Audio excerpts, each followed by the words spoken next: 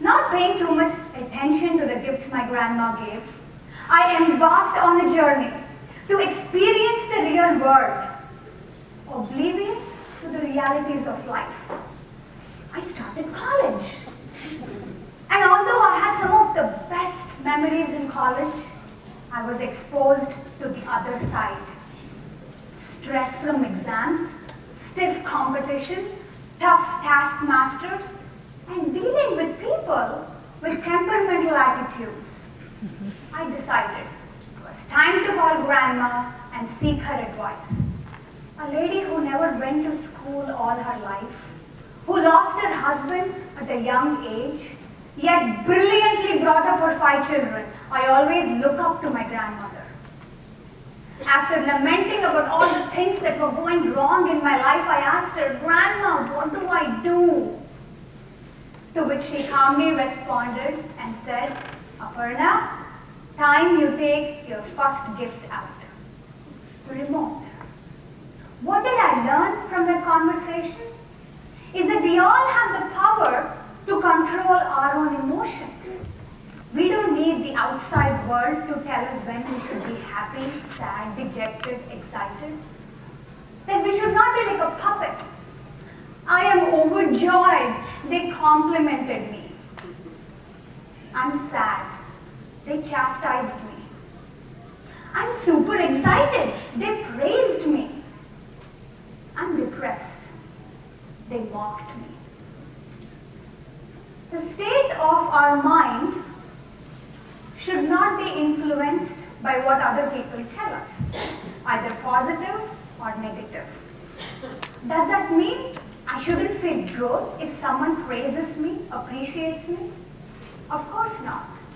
But to get carried away to the extent that my happiness depends on what others tell me, then there is a problem.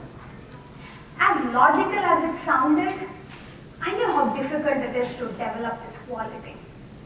To which my grandmother very rightly said, "This is not like a drive-through philosophy.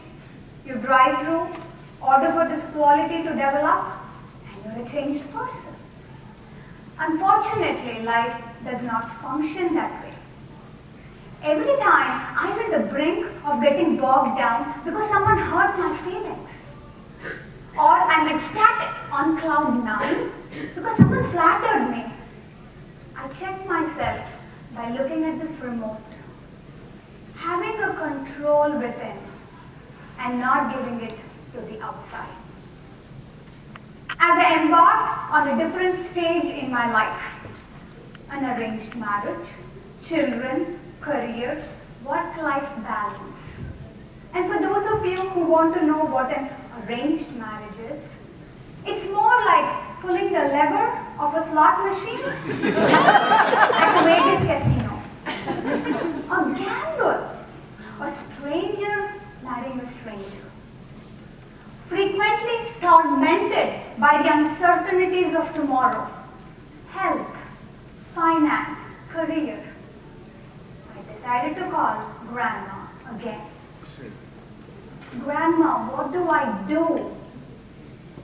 She calmly responded again and said, "Aparna, time you take your second gift out." The key. What did I learn from that conversation? Is that the key to happiness is not getting attached to the end result, but focusing on the means that takes me to that goal. Why should I not be attached to the goal that I'm working towards? It's because I lose the opportunity of being happy in the process. The goal may or may not work in my favor, but I am guaranteed of the joy I derive in the journey. I realized that I should excel in my role as a mother, a teacher, a friend, a co-worker. Not be constantly bogged down by what's going to happen tomorrow. I decided not to put these thoughts of wisdom in my New Year resolution list.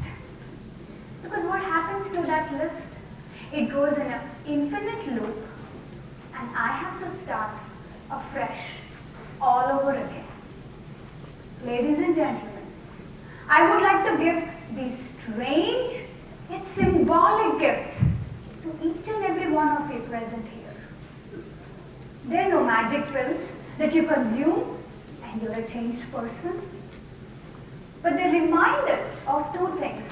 One, that we all have the power to be the controller of our own emotions. And two, the key to happiness is excelling in any endeavor that you undertake and not getting attached to the end result.